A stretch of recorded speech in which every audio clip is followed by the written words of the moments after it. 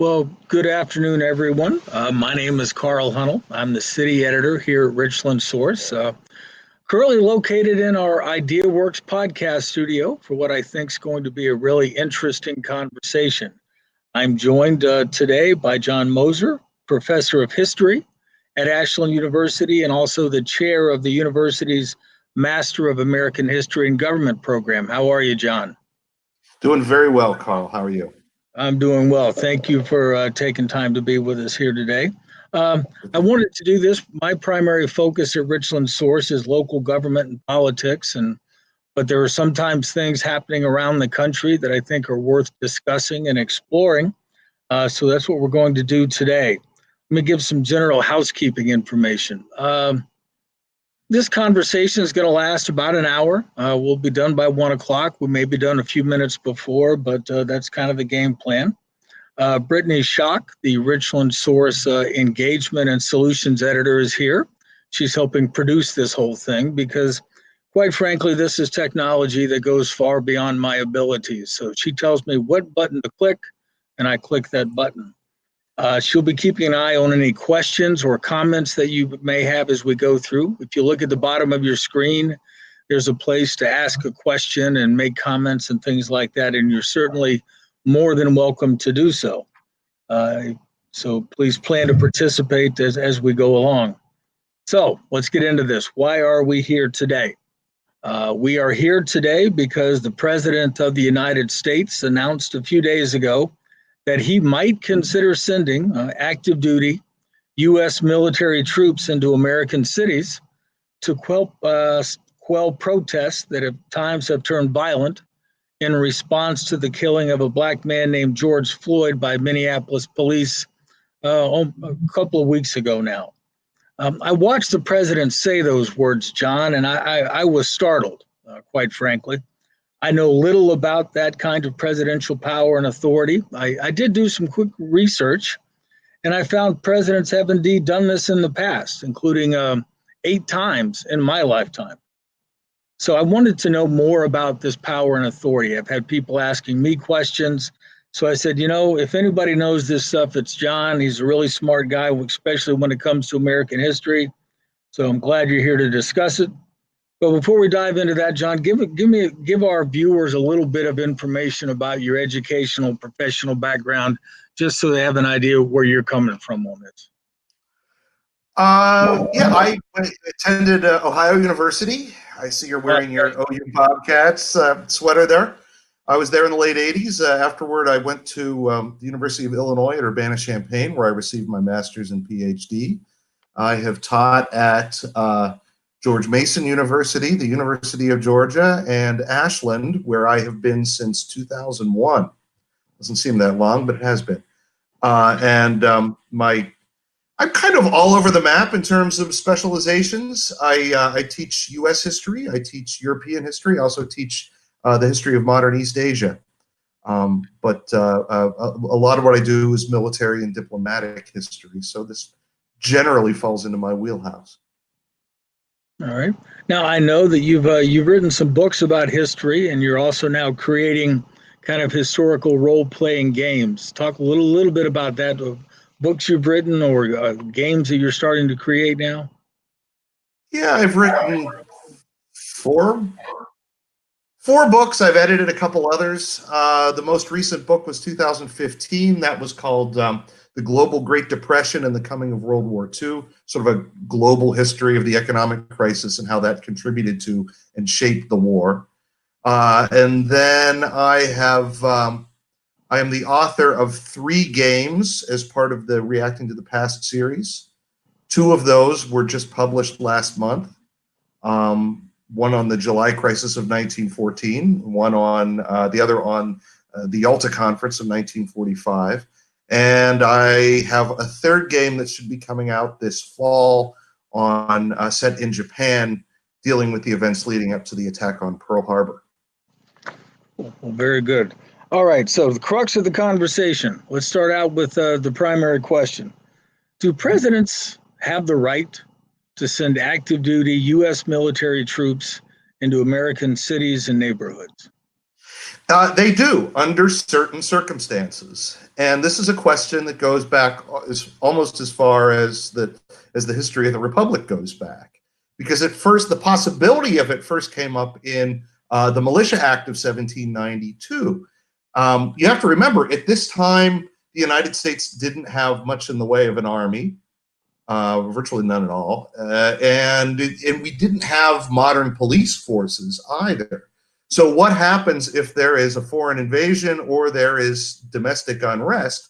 Well, you have to call on the militias. And the Militia Act of 1792 gave the president, then of course George Washington, the power to call out state militias if, under circumstances we would expect, like an invasion or a threat from a foreign power or from the Indians. But then it also authorized the president to call the militias into federal service, quote, whenever the laws of the United States shall be opposed or the execution thereof obstructed in any state by combinations too powerful to be suppressed by the ordinary course of judicial proceedings. So right there, as early as 1792, you had the possibility of using troops. Granted, these were militia, not professional soldiers, but armed troops to suppress insurrections. And in fact, that was the authority that George Washington used when he acted to suppress the Whiskey Rebellion, which took place in 1794 in southwestern Pennsylvania, where I come from, by the way. So once the Whiskey Rebellion broke out, Washington announced that he was calling on the militias, not just of Pennsylvania, but of I think New Jersey and Maryland and Virginia, maybe even Connecticut. I don't know, I'm forgetting, but several militias he called into action, placed them explicitly under federal control, and marched into western Pennsylvania on the grounds that the federal excise tax on whiskey could not be enforced by the local authorities. It surpassed the ability of the local authorities to enforce. So military force was going to be used under the command of or on the authority of the president. This was the state of the law. The original act was supposed to last for 2 years, but then in 1795, another Militia Act was passed that made this law permanent, and that's what governed this area up until the passage of the Insurrection Act in 1807. Okay, now what is the Insurrection Act of 1807? Why was it created? What was kind of the thrust behind that? Yeah, and this of course is the law that the president invoked, and note that he has not said he was going to do it. All he said was he reserves the right to do it, and he will do it if he feels like he has to. But the Insurrection Act of 1807 was passed under the presidency of Thomas Jefferson. And it actually was meant to limit the authority that the president had under the Militia Act of 1792. After all, the Militia Act simply said the president could announce, I want these militias to be placed under my authority, and it happened. The Insurrection Act of 1807 actually limited that. By this time, the U.S. Armed Forces were explicitly mentioned, but the president now had the power to use the U.S. Armed Forces as well as to federalize troops of the National Guard, right, formerly the state militias, in suppressing civil order or rebellion, or if they were needed in order to enforce federal law. But here's the difference. The Insurrection Act of 1807 stated that this could only happen if a state's legislature asked for it, or if the state's legislature was unable to convene, right, maybe because the civil disorder was simply too bad, then the governor could do it on their behalf.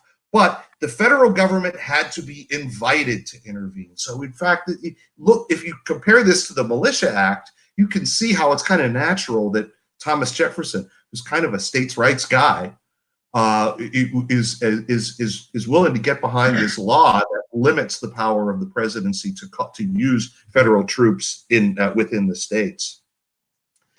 Well, in fact, go ahead. I was going to say, when was it first used, and which president actually took advantage of it or utilized it? It didn't take long. Jefferson himself invoked it the very next year. The Embargo Act, which had been passed in 1807, was which basically banned trade with Europe. It was unpopular in certain sections of the country, namely in New England.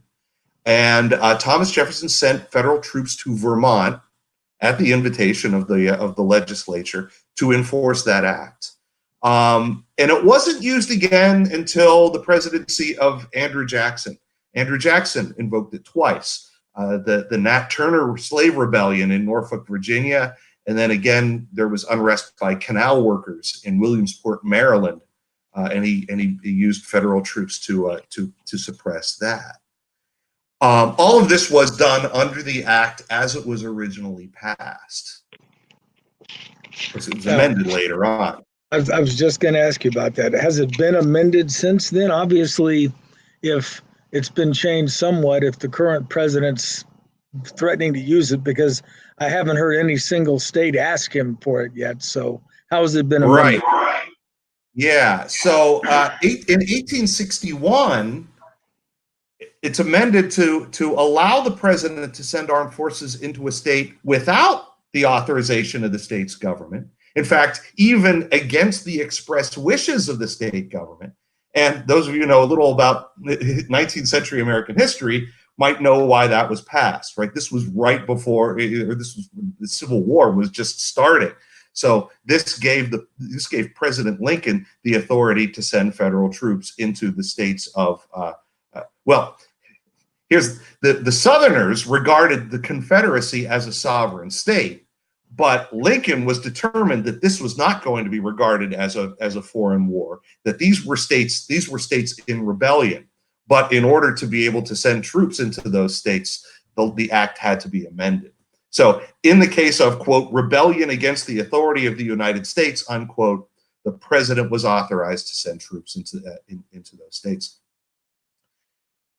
And then 10 years later, it wasn't so much that the act itself was amended, but it was modified through another law called the Third Enforcement Act. There were several enforcement acts that were passed during Reconstruction after the Civil War, and these all dealt with the use of federal troops to assert authority over the former states of the Confederacy. And the Third Enforcement Act in particular amended the federal code, amended this part of the Insurrection Act to allow the armed forces to intervene specifically to protect the rights of African Americans, who at the time were threatened by the Ku Klux Klan. So you had this local terrorist organization who was interfering with their rights. So what it did was empower the federal government to use the military to enforce the Equal Protection Clause of the 14th Amendment. And in fact, during Reconstruction, Ulysses S. Grant invoked the Insurrection Act as modified by the Third Enforcement Act on 3 occasions. He did it in South Carolina, specifically in South Carolina to deal with the threat of the Ku Klux Klan. And he also invoked it in Louisiana and Arkansas. In each case, it was to uphold federal authority in these former states of the Confederacy. So those were the major amendments to the Insurrection Act, at least in the 19th century. It's amended again in 1956, but maybe we should wait. There's some other things that need to be addressed before we get to that one. Certainly.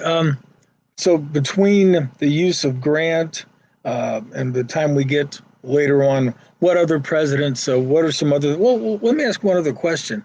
During any of these, with obvious exception of the Civil War, go all the way back to Washington for a moment when he wanted to settle the Whiskey Rebellion. Are there instances where American troops actually shot and killed American citizens during these times? Sure. Yeah, I mean, certainly men died in quashing the Whiskey Rebellion, for example. I don't have numbers on this, but I know that there were lives lost in, maybe not all, certainly in Nat Turner's slave rebellion. Right. Of course, I guess you asked American citizens, and at this time these were slaves. So yeah, there was ample precedent for federal troops to kill American citizens under this. And the last one I should mention before going on to the Posse Comitatus Act, which is Right. introduced as a whole other element, was the Great Railroad Strike of 1877. By this time, the president's Rutherford B. Hayes. Hayes was elected really, through this tacit deal with Southern Democrats. Southern Democrats were looking for an opportunity to reduce the power of the federal government to intervene in the South. But Hayes used it one more time, not to deal with the states of the former Confederacy, but the Great Railroad Strike of 1877. Right. So he sent troops in to deal with striking workers in that instance. So what you see happening in 1878 is a tacit alliance between certain pro-labor Northern Republicans who didn't like that Hayes intervened, and actually Democrats and Republicans in the North, who didn't like the fact that Hayes used federal troops to break a strike, and the Southern Democrats who didn't like that the Insurrection Act had been used repeatedly to enforce the will of the federal government in the Southern states. And they together passed the Posse Comitatus Act of 1878.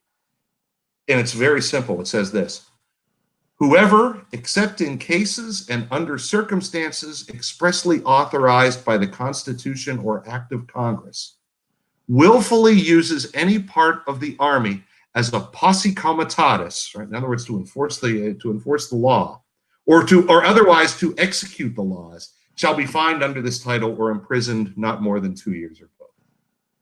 Okay? So this was Congress seeking to reduce the power that presidents had under the amended Insurrection Act to send federal troops into places where state governments did not ask them to be sent. So what was the impact, or what's changed, or what's happened? There certainly seems to be some conflict between those two. Right. Well, remember the Posse Comitatus Act, it did not replace the Insurrection Act. It simply raised the bar for federal intervention. And the first big test of this came in 1894. Grover Cleveland was the president. There was the Pullman Strike was going on. Okay, this was the maker of the company that produced the famous Pullman railway cars. Workers were striking against it. Railroad workers in general joined in the strike, and in fact, they said, we are not going to handle any trains that include Pullman cars. Well, Pullman cars were all over the place. They were very common. So in effect, it meant that the railroads were coming to a halt. And Grover Cleveland in 1894 sent the army to Chicago. The problem is, the governor of Illinois, John Peter Altgeld, there's an Altgeld Hall, in fact, at the University of Illinois named for him. Altgeld was pro-labor, and he was supportive of the strike, and he said, no, we don't want federal troops here. Grover Cleveland got around this by saying, wait a minute, many of these trains that are being stopped as a result of this strike carry U.S. mail. And it is a federal crime to interfere with the U.S. mail. Therefore, he said, I am justified in sending federal troops to enforce federal law, even though the governor says that he doesn't want our troops there. And in fact, federal troops did crush the Pullman Strike of 1894. Just curious, what was media coverage like of that time? I mean, obviously there was no internet, there was no social media, but what did newspapers have to say about the president's usage and stopping the strike? Press opinion was quite favorable toward doing this. The Pullman Strike actually, in fact, popular opinion was very favorable to it. Although it did create a rift between Cleveland and a good chunk of his party, which helps explain why Grover Cleveland was not going to be the nominee in 1896. But popular. I mean, this was a hugely disruptive strike. When you think about the trains that went through Chicago, I mean, that was a whole lot of trains, and anyone who was depending on trains to carry anything to their part of the country, chances are good that those weren't getting through. So the strike was unpopular, and Cleveland's use of federal troops to quash it was popular. Even though, again, there were good chunks of the Democratic Party that said, we are not going to have him as our candidate next time. Right. Let's fast forward a little bit. Looks like Woodrow Wilson. And again, it looks like perhaps a labor issue of some sort. Yeah. I don't know too much about this specific instance, but it was non-controversial because it was at the invitation of the state government. Right. So there are all sorts of instances like this that where state governments actually call on the federal government to intervene, and it happens, and there's not, there's no kind of controversy that arises from it. So you do have controversy, obviously, in 1894 because the governor doesn't want it, and you would have it again in the 1950s. And the specific episode is 1957. The governor of Arkansas is Orville Faubus, and he was in fact using the Arkansas National Guard to prevent black students from entering Central High School in Little Rock. Excuse me. This was a full 3 years after Brown v. Board of Education that called upon states and localities to desegregate their schools, and there had been a specific court order to open Central High School to black students, and 9 of them were registered. These were the famous Little Rock 9.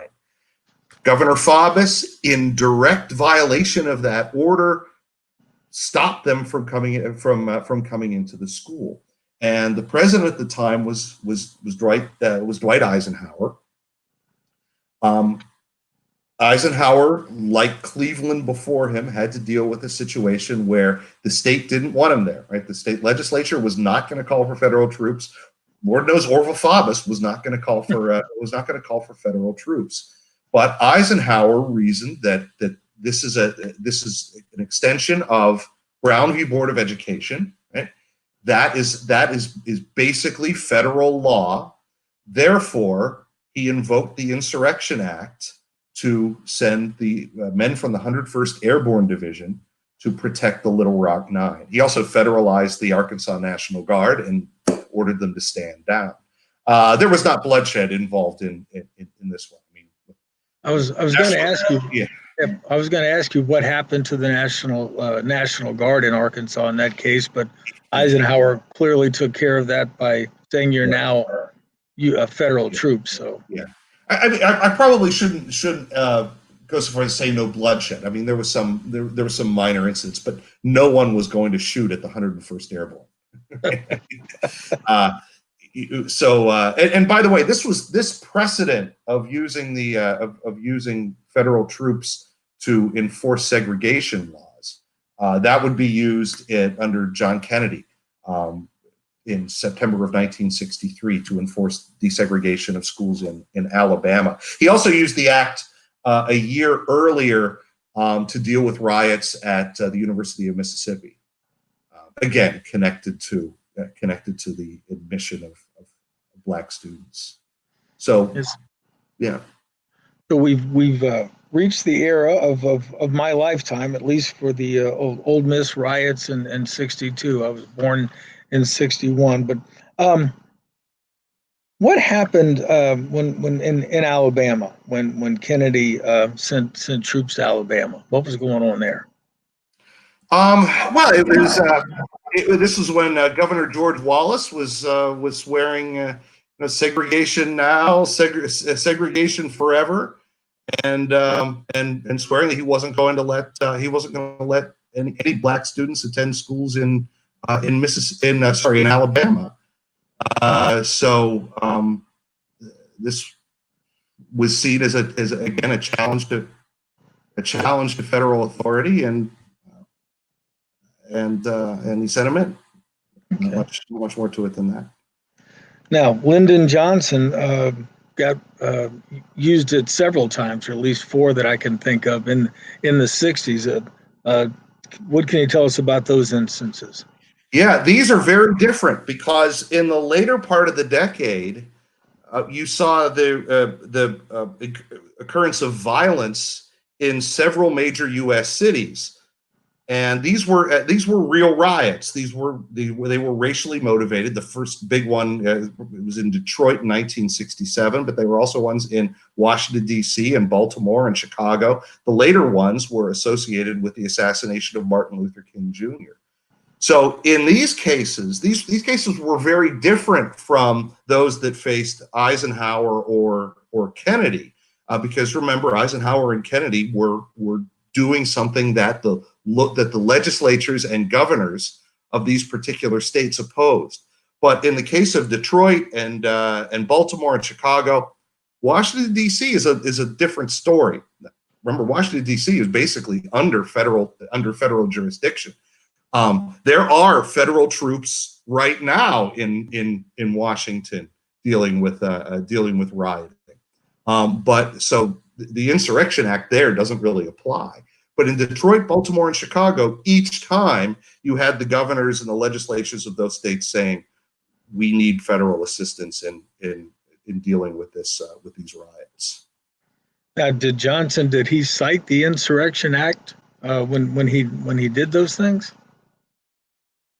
No, I haven't. I mean, the law requires that the president issue a proclamation. I have not seen the text of those proclamations, but I can't imagine that he wouldn't have. I mean, because that's specifically the law that gives him the power to do it. Now, also, as I read through some things, I saw that both Bush older and Bush younger used federal troops for two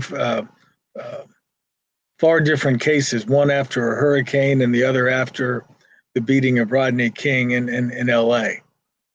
Yeah, those actually, it was both the Bush the elder, George H.W. Bush. You're right. I'm sorry. You think a hurricane, it must be Katrina, but it wasn't. The Insurrection Act was involved there. The National Guard went to Louisiana after Hurricane Katrina, but that did not require a presidential act. So yeah, George H.W. Bush uses it twice. Once was in 1989 in the wake of Hurricane Hugo. I remember that one. That was a pretty significant one.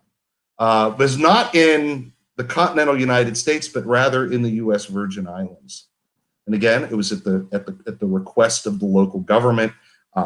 Order had just fallen apart in the wake of it, and federal troops restored it.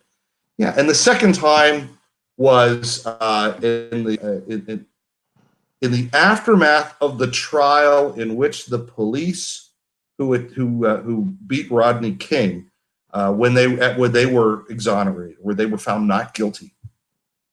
Of course, big riots broke out there. I also remember that very vividly. And Bush the elder invoked the Insurrection Act to send federal troops there as well. By the time they got there, it was in fact kind of dying down already. Now, in that case in California, I believe it was Governor Wilson. He actually invited or requested Bush to send troops. Right. Yeah, I mean, this was for this reason it was regarded as non-controversial. That's exactly how it's supposed to work. If local law enforcement or even the National Guard can't handle the disorder, then you call on federal forces. That's a common. Well, I wouldn't go so far as to say a common occurrence, but it's been used enough times that there's not a big deal to be made about it.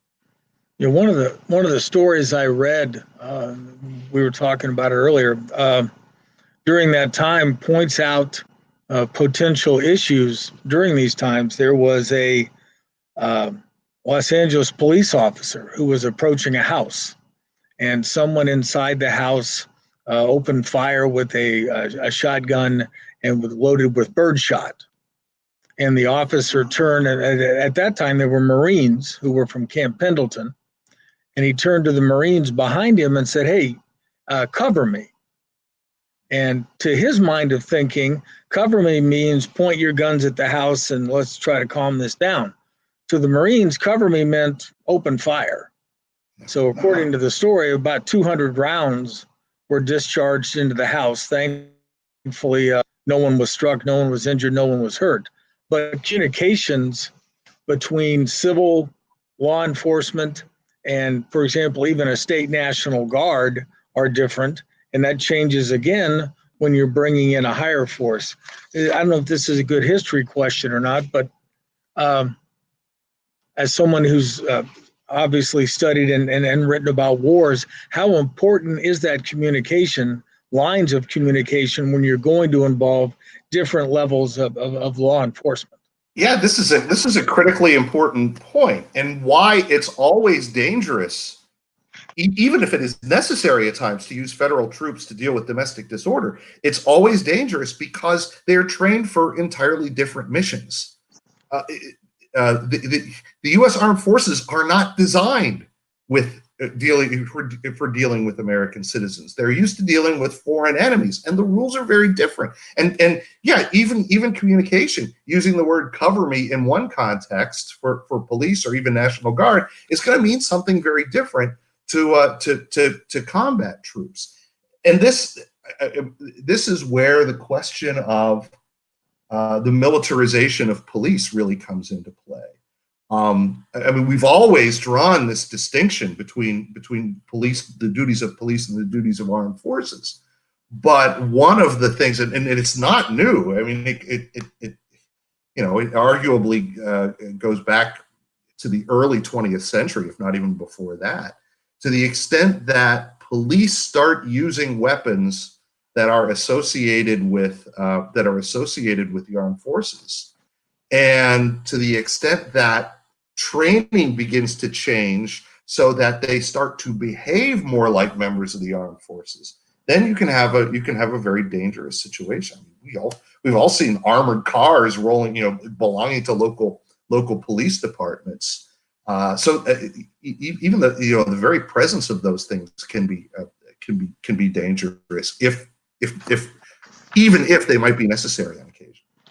Did that militarization of civil law enforcement, did that ratchet up after 9/11? Is that something that kind of helped trigger that?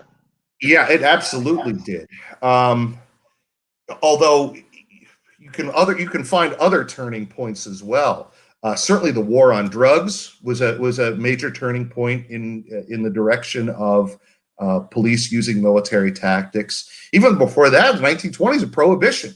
That's when you first started seeing FBI, yes, but also some local police departments, like St. Louis, Missouri, carrying Tommy guns, right? Carrying automatic weapons, which had been associated with war. Their argument at the time was, well, we're dealing with organized crime, and the criminals are well armed, so we have to be able to be armed in order to deal with that. The rioting of the 60s steps up the militarization of the police. The war on drugs under Nixon steps it up even more. But there was a big shootout in Los Angeles in 1992, I want to say, that really led to the use of the heavy use of military squads within police departments. And then ultimately, it was 97 maybe, there was a law passed specifically that authorized the armed forces to share equipment or even transfer equipment to local police departments. And this is really where you start to see the use of armored cars and that sort of thing. So yeah, it's the line between police, the duties of police and the duties of military have gradually, though certainly, especially in the last 30 years or so, has really become blurred. This, to me, that this is part of the reason that it's important to have this discussion. Since the president said that, I believe it was on Monday, that he might send federal troops, even though he really hasn't done anything since then. I had a lot of people who say, well, he can't do that. He can't send U.S. troops. That's when I said, I think he can, and I think there's a historical significance to it, which is, are you, as a history teacher, are you surprised that more people don't realize in these kinds of cases there is a precedent, there is a history for these kinds of activities? I am never surprised when people don't know their history. There are a lot of more egregious cases than this. I mean, often I hear people say, well, he can't do it because of the Posse Comitatus Act. And that impresses me, right? How many people even know what the Posse Comitatus Act is? And if you look at the plain language of the Posse Comitatus Act, it says the armed forces can't be used for law enforcement. Now, it also says unless it's specifically authorized by laws of Congress, which is which really means that the Insurrection Act is still out there. But yeah, I mean, the plain language of the Posse Comitatus Act makes it look like it can't be used, but it certainly can under the Insurrection Act. Okay. The only question is under what specific circumstances, and this is where the current situation is vague. Again, the president has not issued a proclamation, so we don't know, what specifically he would point to as the justification. But with all the precedents we've seen, either the state government has to call on the president to do this, and no state government has done this, and nor do I expect, say, that Illinois that Illinois is going to do so, or Minnesota, or any of the other places. What has to, assuming that precedent is going to be followed, and one never knows, the only other situation that could justify federal troops being called in would be enforcement of federal law. Then you have to ask what specific federal law? Interference with the mail, for instance. Who knows? Right. Well, we do have a question from Eric. From a historical perspective, what was the overall effect of the use of the Insurrection Act on the political standing of those who chose to invoke it? Let me think about this. We have to look. I mean, a lot of them were considered pretty non-controversial. Now, Johnson was doing this in 67 and 68 at a point where his presidency was already in danger. But a lot of that had to do with Vietnam. I don't know that voters turned against him for using federal troops to quell the urban rebellions, which, by the way, I mean, people who did not live in those cities looked on those riots as terrifying. And in fact, public opinion polls, generally speaking, tend to show that Americans take a dim view of riots or violent forms of protest. So I can't think of any instance where use of the Insurrection Act really hurt somebody politically. Sure, I guess Ulysses S. Grant using it during Reconstruction, that was not popular in the southern states, but nobody in the southern states was going to vote for Ulysses S. Grant anyway. I mean, this was a time when no Republican was going to get was going to get votes in the South. So Republican presidents, frankly, did not care about what the South thought. So no, I mean, I don't think the public has generally had a problem with the use of federal troops. Okay. in these situations. All right, now, as we get ready to wrap up, John, is there anything that I didn't ask about, or that you didn't get a chance to touch on that you think is important, either from a historical perspective to help understand where we're at today? Anything at all? Yeah, I mean, nothing in particular. I'm going to be looking at this very closely. I have been following it very closely. Specifically, I'm going to want to know if what his grounds, if the president does make good on his threat to call up federal troops.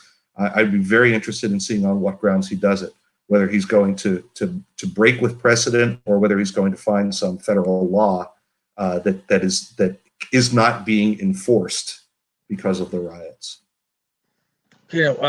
Reed had a question. Really don't want to get too political here, Reed, but I'll go ahead and pose it. Do you think that Trump understands the First Amendment, and does he just believe that some looting means all protesters are thugs? I honestly don't know the answer to that question. I have on a number of occasions believed that the president's understanding and appreciation of constitutional norms is limited, and that's as political as I'm going to get in response to that question. Well, thank you for taking it on. I didn't want to Reed to think that we were going to dodge his inquiry in this. Well, we're about 42 minutes in, so we'll go ahead and get ready to wrap up.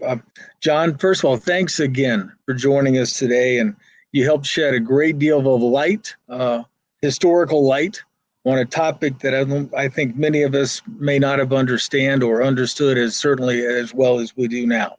So thank you very much for being here. I appreciate the opportunity. And I'm going to end with a shameless plug. Folks, if you appreciate this kind of engaged local journalism, please consider becoming a member of Richland Source, Source Media, including Richland Source, Ashland Source, Knox Pages. Our websites are free, and they always will be. There's no paywalls here. But the work that goes into creating the content, creating the news on those sites does cost money. And every dollar from our members goes directly into our news gathering and our reporting operation. So your membership says you believe that supporting local independent news means a better community for all of us. I think Brittany has posted a link there in the window if you would like to become a member or learn more about becoming a member. And I think John is a member, so we're very glad. I am a member. Very glad to have John as a member. So if you'd like to participate and become a member and support us, please click on that link and learn more about it. And with that, thanks again, John, for joining us today. I thank all of you that joined us as well. And I also thank those of you that are going to watch this later on Facebook or YouTube or some other outlet. From IdeaWorks here at the bunker that is our podcast studio, Carl Hunnell, John Moser. Everybody have a great rest of the day. Thanks.